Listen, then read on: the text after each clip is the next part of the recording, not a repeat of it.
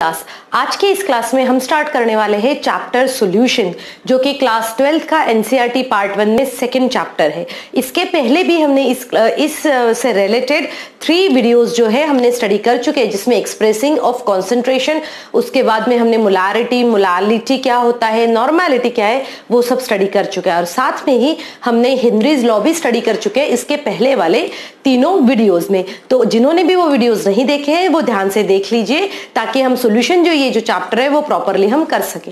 अब हम स्टार्ट करते हैं नेक्स्ट टॉपिक हमारा, और वो है vapour pressure. So students, solution इस चैप्टर में हमने देखा हुआ है कि कुछ टाइप्स ऑफ सॉल्यूशन है, जैसे एक लिक्विड सॉल्यूशन भी होता है। लिक्विड सॉल्यूशन इट मींस क्या होता है, the solution in which solvent जो है वो लिक्विड है। तो अब हम बात करते हैं सबसे पहले वेपर प्रेशर क्या होता है, और क्या वेपर प्रेशर सॉल्यूशन से रिलेटेड है, क्या उससे रिलेटेड कोई लॉ है या नहीं है, वो हम स्टडी करते हैं। अब वेपर प्रेशर क्या होता है, कंसिडर करो कि मेरे पास में ये एक कंटेनर है, ठीक है। इस कंटेनर में मैंने क्या किया है, एक लिक्विड ले लिया, ठीक। इस कंटेनर में मैंने क्या लिया, एक लिक्विड ले लिया है, और उस लिक्विड को मैंने कह दिया है कि ए उसमें कंपोनेंट है। जैसे हमें पता ही है कि लिक्विड में 2 कंपोनेंट हो सकते हैं, 3 भी हो सकते हैं, 4 भी हो सकते हैं, डिपेंड करता है, या फिर सिंगल कंपोनेंट भी हो सकता है अगर हम किसी लिक्विड की बात कर रहे हैं, या फिर हम किसी सॉल्यूशन की बात कर रहे हैं। तो ऐसे सॉल्यूशन जिसमें सिर्फ और सिर्फ एक कंपोनेंट होता है उसे हम कहते हैं प्योर कंपोनेंट। हम उसके क्या कहते हैं, प्योर कंपोनेंट, मतलब उसमें कोई भी सोल्यूट या फिर सॉल्वेंट नहीं है। तो इस सिचुएशन में भी देखो, यहाँ पर सिर्फ और सिर्फ हमें यहाँ पर ए मॉलिक्यूल्स जो है वो मिलेंगे।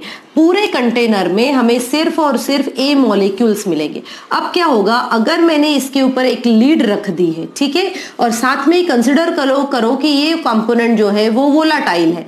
सो वोलाटाइल होने की वजह से ये कंपोनेंट क्या होगा, इस तरीके से वेपर्स में कन्वर्ट होगा। जब वो इस तरीके से वेपर्स में कन्वर्ट होगा तो वहां पर प्रोसेस कौन सी हो रही है, प्रोसेस जो हो रही है उसे हम कहेंगे वेपोराइजेशन। कौन सी प्रोसेस हो रही है वहां पर, वेपोराइजेशन हो रहा है, ठीक है, या फिर हम वेपोराइजेशन हो रहा है। क्यों, क्योंकि ये क्या हो रही है, वेपर्स में कन्वर्ट हो रही है। अब जैसे कि यहाँ पर लिड है, तो इस लिड से ये क्या होगी, वेपर्स जाके टकराएंगे और वापस कंडेंस होकर इसमें वापस आ जाएंगे। तो उस सिचुएशन में वहां पर हो रहा है कंडेंसेशन। वहां पर क्या हो रहा है, condensation.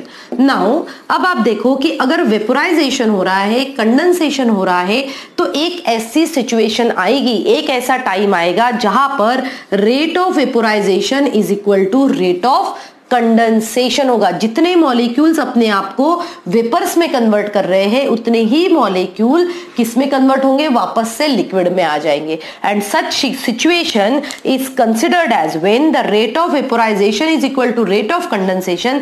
Such situation is considered as equilibrium. ऐसे सिचुएशन को हम क्या कहते हैं, इक्विलिब्रियम कहते हैं, ठीक है। सो ऐसे सिचुएशन को हम इक्विलिब्रियम कहा। अब इक्विलिब्रियम डेवलप हो जाता है, सो हम क्या कहेंगे कि ड्यूरिंग इक्विलिब्रियम, क्या कहा हमने, ड्यूरिंग इक्विलिब्रियम, जब वहां पर इक्विलिब्रियम सेटअप हो जाए, उस सिचुएशन में during equilibrium pressure exerted by vapours,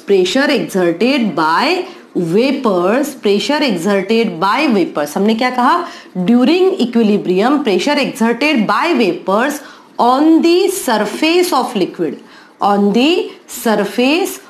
liquid is considered as vapour pressure. मतलब ये हुआ कि अब ये प्रोसेस चल रही है यहाँ पर वेपोराइजेशन और कंडेंसेशन की। उस वक्त पे इस सरफेस के ऊपर जो भी प्रेशर एक्सर्ट हो रहा है, तो उस प्रेशर को हम कहेंगे वेपर प्रेशर। नाउ अगर हमने वेपर प्रेशर की बात कर ही ली है यहाँ पर, तो अभी हम देखते हैं कि ऐसे कौन से फैक्टर्स है जो कि वेपर प्रेशर के ऊपर डिपेंड करते हैं, ठीक है, और फिर इसका रिलेशन क्या होता है वो भी हम देखेंगे। अब देखो यहाँ पर ऐसे कौन से फैक्टर है जो वेपर प्रेशर को रिलेट करेंगे, हम कहेंगे फैक्टर्स अफेक्टिंग वेपर प्रेशर। हम क्या कहेंगे, फैक्टर्स अफेक्टिंग वेपर प्रेशर। सो मैं सबसे पहला फैक्टर जो लेती हूँ वो है टेम्परेचर। टेम्परेचर से क्या होगा, देखो ऑन इंक्रीजिंग टेम्परेचर, अगर हमने टेम्परेचर को इंक्रीज कर दिया, आपने इस कंटेनर का टेम्परेचर बढ़ा दिया, if we will increase the temperature, तो क्या होगा, टेम्परेचर बढ़ने से उन मॉलिक्यूल्स की काइनेटिक एनर्जी बढ़ेगी, और काइनेटिक एनर्जी जब बढ़ती है तब वो क्या होगा, वो वेपर्स में कन्वर्ट होगा, ठीक है। सो यहां पर क्या हुआ, टेम्परेचर इंक्रीज हुआ, so more molecules will convert it into vapours. जैसे ही ज्यादा मॉलिक्यूल्स वेपर्स में कन्वर्ट होना स्टार्ट करेंगे वैसे ही उसका वेपर प्रेशर भी बढ़ेगा। सो हम कहेंगे on increasing temperature vapour pressure also increases. क्यों? क्योंकि उसका जो है नंबर ऑफ मॉलिक्यूल्स जो है वो ज्यादा वेपोराइज होना स्टार्ट करेंगे। अब सेकेंड फैक्टर हम देखते हैं। सेकेंड जो है हम कहेंगे nature of liquid. Nature of liquid पे ये किस तरीके से डिपेंड करेगा, ठीक है। किस तरीके से डिपेंड करेगा, देखो जैसे कि आप मान के चलो कि यहां पर हमने एक प्योर कंपोनेंट ए लिया। सो हमारे पास में एक कंपोनेंट है जिसके बहुत स्ट्रॉन्ग इंटरमॉलिक्यूलर फोर्सेस है। क्या है? Strong intermolecular forces. एक हमारे पास बी कंपोनेंट है, अगर इसके वीक इंटरमॉलिक्यूलर फोर्सेस हुए, कौन से? Weak intermolecular forces, weak intermolecular forces हुए और इनके पास में स्ट्रॉन्ग इंटरमॉलिक्यूलर फोर्सेस हुए, तो अब हमें देखना है कि नेचर ऑफ लिक्विड पे किस तरीके से ये डिपेंड करेगा वेपर प्रेशर। तो अब यहां पर हम एक फॉर्मूला याद रहते हैं, हम कहेंगे कि vapour pressure is inversely proportional to intermolecular forces. Inversely proportional to intermolecular forces. कैसे इनवर्सली प्रोपोर्शनल होता है मैं समझाती हूँ आपको। अब मान के चलो यहां पर ये ए मॉलिक्यूल्स है और इन दोनों के बीच का बॉन्ड बहुत ज्यादा स्ट्रॉन्ग है। तो अगर ज्यादा बॉन्ड स्ट्रॉन्ग रहेगा तो क्या होगा, वो जल्दी से वेपर्स में कन्वर्ट नहीं होंगे। मतलब कि अगर ज्यादा स्ट्रॉन्ग बॉन्ड है तो वेपर प्रेशर कम रहेगा। क्या कहा हमने? ज्यादा स्ट्रॉन्ग बॉन्ड है तो वेपर प्रेशर कम रहेगा, और अगर इन दोनों के बीच का वीक बॉन्ड है तो इसको तोड़ के फटाफट वेपर्स में कन्वर्ट हो जाएगा। मतलब अगर वीक इंटरमॉलिक्यूलर फोर्सेस हो तो वेपर प्रेशर ज्यादा होना चाहिए, और अगर स्ट्रॉन्ग इंटरमॉलिक्यूलर फोर्सेस हो तो वेपर प्रेशर जो है वो क्या होता है, हमेशा कम होता है। क्योंकि ज्यादा मॉलिक्यूल, जैसे अगर इन दोनों के बीच में अगर स्ट्रॉन्ग इंटरमॉलिक्यूलर फोर्सेस रहा तो वो क्या होगा, जल्दी से ब्रेक डाउन होकर वेपर्स में कन्वर्ट नहीं होगा, क्योंकि उन्होंने टाइटली एक दूसरे को होल्ड करके रखा है। बट अगर इन दोनों के बीच में weak van der Waals force रहा तो वो weak van der Waals force होने की वजह से ज्यादा मॉलिक्यूल्स क्या होंगे, वेपर्स में कन्वर्ट होंगे, और जब ज्यादा मॉलिक्यूल वेपर्स में कन्वर्ट होंगे तो उसका वेपर प्रेशर भी क्या होगा जाएगा, हाई हो जाएगा। ठीक है, सो ये दो मेन फैक्टर्स जो है वो अब हमें याद रखना है वेपर प्रेशर से related. So I hope vapour pressure वाला कॉन्सेप्ट तो अपन स्टार्ट करते हैं राउल्ट्स लॉ। अब देखो राउल्ट्स लॉ क्या है, जैसे कि हमने बताया कि लिक्विड इन लिक्विड सॉल्यूशन हो सकते हैं।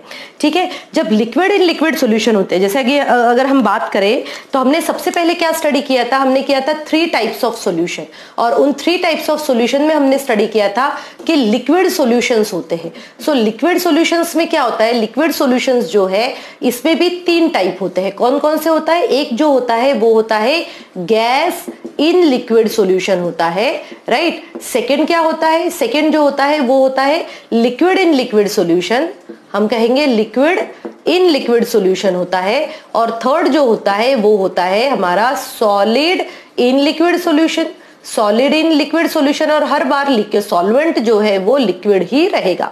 तो जब हम ऑलरेडी इसके पहले gas in liquid solution study कर चुके हैं, और वो गैस इन लिक्विड सॉल्यूशन कौन सा है, ये है हेनरीज लॉ।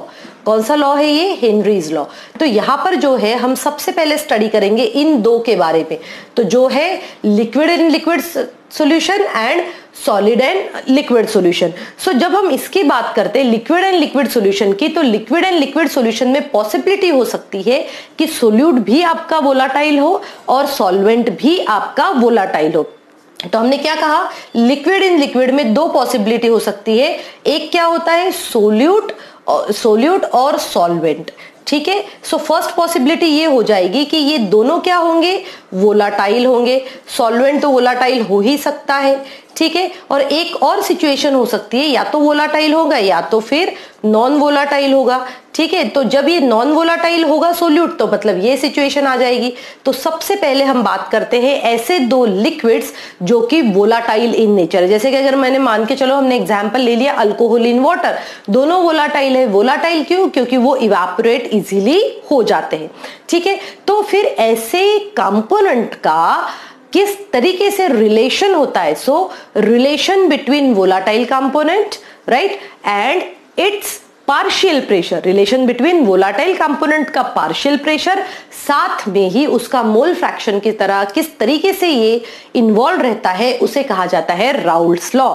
तो क्या कहता है राउल्ट्स लॉ? देखो, राउल्ट्स लॉ ये कहता है कि partial pressure of a component, हमने क्या कहा, राउल्ट्स लॉ क्या कहता है? राउल्ट्स लॉ ये कहता है कि partial pressure of a component is directly proportional to mole fraction of that component. Very simple law is this at given temperature. देखो, गिवन टेम्परेचर की हम बात कर रहे हैं क्योंकि अगर टेम्परेचर चेंज कर दिया तो उसका वेपर प्रेशर चेंज हो जाएगा, ये हम ऑलरेडी स्टडी कर चुके हैं। तो यहां पर जो हम बात कर रहे हैं, हम ये कह रहे हैं कि partial vapour pressure of a volatile component present in the solution, जो भी partial vapour pressure of a volatile component, मतलब अगर मान के चलो दो कंपोनेंट है, दूसरे कंपोनेंट का भी मैं समझाऊंगी, अभी हम एक कंपोनेंट लेकर चल रहे हैं, ठीक है, हम एक ही कंपोनेंट के लिए राउल्ट्स लॉ अप्लाई कर रहे हैं।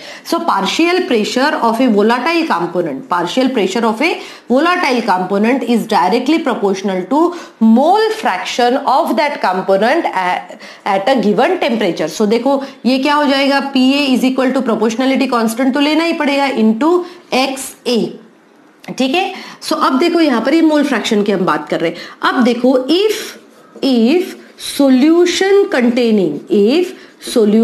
Containing only one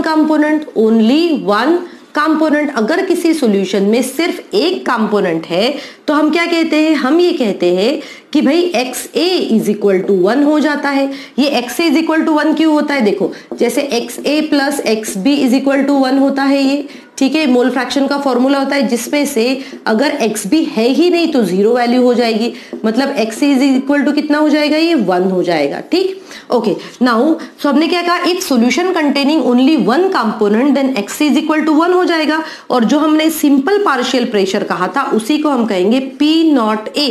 P0A means क्या होता है? P0A इसका मतलब हुआ कि vapour pressure of pure component. Pure component का मतलब यहां पर ये हुआ कि कोई और कंपोनेंट इसमें इन्वॉल्व नहीं है। जैसे अगर मैं वाटर की बात करूं तो सिर्फ उसमें वाटर ही है, अल्कोहल की बात करूं तो सिर्फ उसमें अल्कोहल है और कोई कंपोनेंट नहीं है। ऐसे सिचुएशन में उसे कहा जाता है vapour pressure, partial vapour pressure of that component. It should be the P0 के हिसाब से हम लिखते हैं। अब देखो, यहां पर हमें वैल्यूज मिली है, put these values in equation 1, put these values in equation 1। so equation 1 में जैसे ही हम इसकी वैल्यू रख देते हैं, देखो PA इज इक्वल टू हम क्या कह सकते हैं, P0A कहते हैं। तो देखो क्या हो जाएगा, यहां पर हो जाएगा P0A is equal to K। ये क्या हो जाएगा, P0A is equal to K। अब देखो, इसके आगे का हम यहां लिख लेते हैं ताकि हमें अच्छे से समझ में आए। ये P0A is equal to K हो गया। अब हम क्या लिखेंगे, by putting value of K in equation 1। हम इक्वेशन 1 में इसकी वैल्यू रख के देखते हैं तो कैसे आ जाएगा। देखो, PA is equal to K की वैल्यू हमने क्या कहा, P0A इंटू XA। तो ये हुआ हमारा राउल्ट्स लॉ, तो राउल्ट्स लॉ क्या कहता है, फिर से एक बार समझो। राउल्ट्स लॉ कहता है कि वेपर प्रेशर और partial pressure of A one component is actually the product of partial pressure of a pure component into mole fraction of that particular component. Similarly अगर मुझे PB के लिए लिखना है, अनदर कंपोनेंट के लिखना है, तो मैं लिखूंगी PB is equal to P0B into H। में आई गई कि हमने कैसे किया। अब हम क्या करते हैं, अब हम लगाते हैं इसमें, अगर हमारे पास में कोई बाइनरी सॉल्यूशन है, अब हम क्या कहेंगे, अगर हमारे पास में कोई बाइनरी सॉल्यूशन है तो हम कहेंगे for binary solution it means जिसमें 2 वोलाटाइल कंपोनेंट हो। कितने हो, 2 वोलाटाइल कंपोनेंट हो। तो उसके लिए हम किस तरीके से राउल्ट्स लॉ को अप्लाई कर सकते हैं, देखो हम लिख सकते हैं कि P total is equal to PA plus PB। चलो PA और PB की वैल्यू लिख लेते हैं। P की वैल्यू क्या है, P0A into XA plus PB की वैल्यू क्या है, P not B minus X B. अब देखो ये क्या हो जाएगा, P not A into X A. अब स्टूडेंट्स हमें एक रिलेशन पता है, क्या है वो relation, X A plus X B is equal to 1। So X A is equal to हम क्या लिख सकते हैं, 1 माइनस एक्स बी, या फिर X B is equal to हम लिख सकते हैं 1 माइनस एक्स ए। तो अब हम क्या करेंगे, इस बी के जगह पे हम लिखेंगे 1 माइनस एक्स ए। तो यहां पर लिखो पी नॉट बी और फिर ये एक्स बी की जगह हम लिखेंगे 1 माइनस एक्स ए। ठीक है, तो ये मोल फ्रैक्शन से रिलेशन निकालकर हमने इस तरीके से इसको लिखा। चलो अब इसको थोड़ा सा सिंप्लीफाई कर लेते हैं। सिंप्लीफाई जब करेंगे हम तो ये इस तरीके से होगा, P not A into X A plus P not B minus P not B into X A. अब देखो यहाँ पर ये दोनों क्वांटिटीज एक साथ है, एक साथ हम इसको दिखा सकते हैं by doing X A and X A. तो मैं इसको लास्ट में फाइनली कैसे लिखती हूँ, देखो P total is equal to, इसको थोड़ा सा साइड में कर लो, पी नॉट बी प्लस, या इन दोनों में से कॉमन हमने एक्स ए निकाला और यहां पर आ जाएगा P not A minus P not be. तो ये जो फॉर्मूला है, इस फॉर्मूला से हम क्या कर सकते हैं, हम टोटल वेपर प्रेशर निकाल सकते हैं for a binary solution. So student याद रखना है, ये राउल्ट्स लॉ नहीं है। राउल्ट्स लॉ क्या है, राउल्ट्स लॉ है ये, राउल्ट्स लॉ है ये। ठीक है, तो ये राउल्ट्स लॉ है जो कि हमें याद रखना है। अब हम क्या करते हैं, राउल्ट्स लॉ का ग्राफ समझने की कोशिश करते हैं। अगर हमने पीए और पीबी का एक साथ अगर ग्राफ प्लॉट किया है तो वो ग्राफ किस तरीके से होगा वो हमें अभी समझना बहुत ज्यादा जरूरी है, क्योंकि नहीं तो फिर वो नेक्स्ट जो हम टॉपिक समझेंगे उस टॉपिक के लिए वो थोड़ा सा डिफिकल्ट हो जाएगा। तो देखो हम इसको समझते हैं। एक्चुअली ये ग्राफ जो हम प्लॉट कर रहे हैं वो दोनों कंपोनेंट्स के लिए एक साथ ही कर रहे हैं। जैसे कि अगर मान के चलो ये हमारे पास में इस तरीके से एक्स और वाई एक्सिस है, ठीक है। सो एक्स एक्सिस पे हम ले रहे हैं मोल फ्रैक्शन, यहां पर हम क्या ले रहे हैं, मोल फ्रैक्शन, और वाई एक्सिस पे हम ले रहे हैं vapour pressure, vapour pressure, vapour pressure. अब देखो अब क्या हो रहा है यहाँ पे, अब मान के चलो इस पॉइंट पे अगर कोई प्योर कंपोनेंट ए है, अगर प्योर कंपोनेंट ए है तो इस सिचुएशन में एक्स ए की वैल्यू कितनी हो जाती है, इस सिचुएशन में एक्स ए की वैल्यू हो जाती है 1 और एक्स बी की वैल्यू हो जाती है 0, क्योंकि हमने प्योर कंपोनेंट ए लिया है। अब देखो अब क्या होगा, अब हम यहाँ पर एक और ग्राफ इस तरीके से वाई एक्सिस प्लॉट कर लेते हैं। ठीक है, अब इस सिचुएशन में यहाँ पर प्योर ए था, हम कहेंगे कि यहाँ पर प्योर बी है। अब हमने क्या किया, प्योर ए था यहाँ पे, अब हमने इसमें थोड़ा थोड़ा थोड़ा बी कंपोनेंट डालना शुरू किया।